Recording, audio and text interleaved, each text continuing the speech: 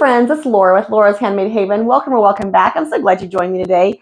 We are going to tackle our stitched flower borders. We're going to get those borders together. I'm going to show you what I'm going to do to get prepared to get my borders together efficiently. And hopefully you can pick up a tip or trick to bring into your craft room as well. So the first thing I'm going to do is take a picture of my design wall. And that way I have a visual reference just in case blocks go awry, because let's face it, sometimes you get things out of order and then you're like, wait, was that supposed to be blue or green or pink or yellow? And there's a lot of blocks up here to manage.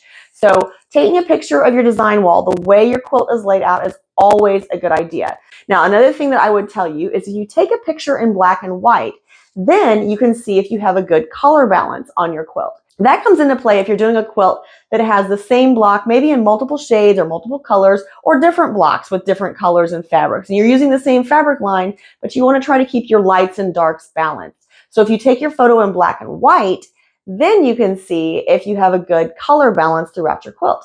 So I'm going to take a picture of my design wall and then we'll go to the next step. All right, so the next thing I'm going to do is I'm going to take down my left and my right borders. I'm going to stack those blocks in order on two design boards, and I've labeled them left and right.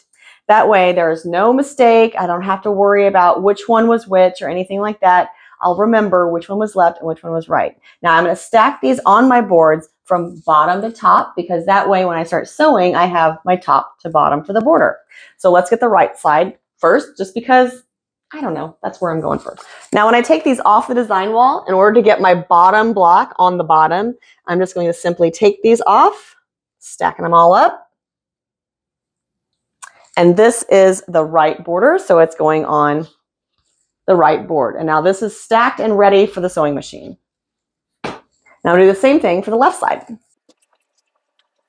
Now when I was removing those blocks, if someone had happened to fall down, I have a picture for reference, so it wouldn't have taken me too long to figure out which block was supposed to go where. Let's head on over to the sewing machine and I'll show you how we're going to get these sewn up, left and right borders, very efficiently. Now beside my sewing table, I have my right board and my left board hanging out. I'm going to start with the left border, and I know this is the top block. And actually, to make sure I remember this is the top block, I'm going to take a pin and stick it right there. And that is just going to be my visual reference that this is the top block for my left border. Now the next block in the row goes right here. So I'm just going to sew it together. Now there are 6 blocks in each of these borders on the sides of the quilt. Now I could cut that and then keep going with the left border, but I'm going to start with my right border. Now I will tell you, point blank, if you are sewing with little ones around, or if you are, if you have distractions around you, I would not suggest that you try to do this, because it does take a little bit of concentration and a little bit of brain power to remember which block and which border you're working with. But I know that this one was my right one. So this one is obviously my left one. And remember, I put a pin in that top block, so I know that's the top. Grab the next block off the stack, putting it face down, you know, right sides together, just like we always sew. Now I started with left, so I know this is right. Pins in the top block, so I know that that is also my top block for that side. And these will continue to be even. I just remember that I started with left and then I went to right. Just like you read, left to right. Any little trick like that that you can help yourself remember which side you started with is going to be very helpful. And remember, if I do get super confused and I can't figure it out, I do have that photo for reference, so I can easily bring that up on my phone and see which one I should be sewing on. I just found that this way I don't have to cut the thread between every seam, right? And I can just keep sewing, and that makes me happy. So if you'd like, try this trick. I have almost got these borders together. I have 2 blocks to go for each one.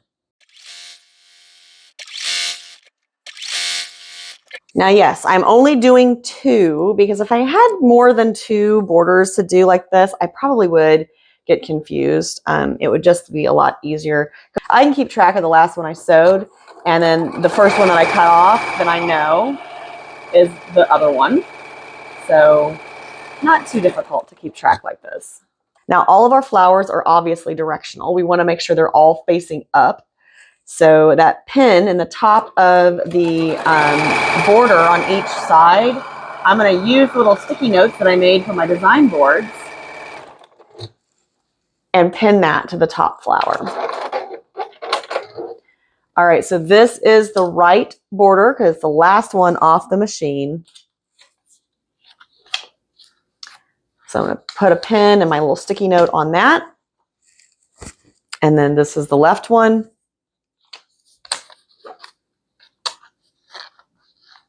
And I'll do the same exact thing for my top and bottom borders. Just like that, we have our borders together. And so when we get our quilt top center together, we'll be all ready to get those borders attached. I am super excited about this. Oh my gosh, these little flowers turned out so cute. I am so happy with them. And I love the scrappy look that this has given me. In case you didn't see the first few videos when I started this sew along, just so you know, I am using probably 3 or 4 different Lori Holt collections manufactured by Riley Blake for my fabric.